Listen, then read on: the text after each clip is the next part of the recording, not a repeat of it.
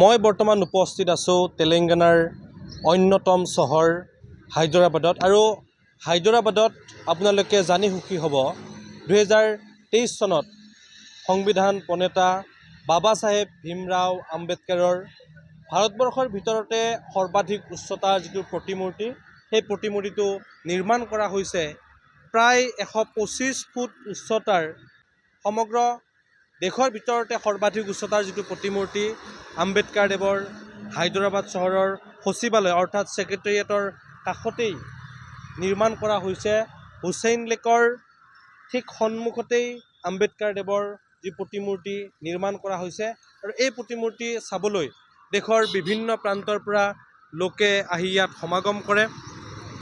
প্ৰায় 150 কোটি টকা ব্যয় সাপেক্ষে নিৰ্মাণ কৰি উলিয়াইছে বাবা চাহেব ভীমৰাও আম্বেদকাৰ দেৱৰ প্ৰতিমূৰ্তি। বি.আৰ. আম্বেদকাৰ দেৱৰ প্ৰতিমূৰ্তিটো চাবলৈ দেশৰ বিভিন্ন প্ৰান্তৰ লোকে ইয়াত ভিৰ কৰিছেহি।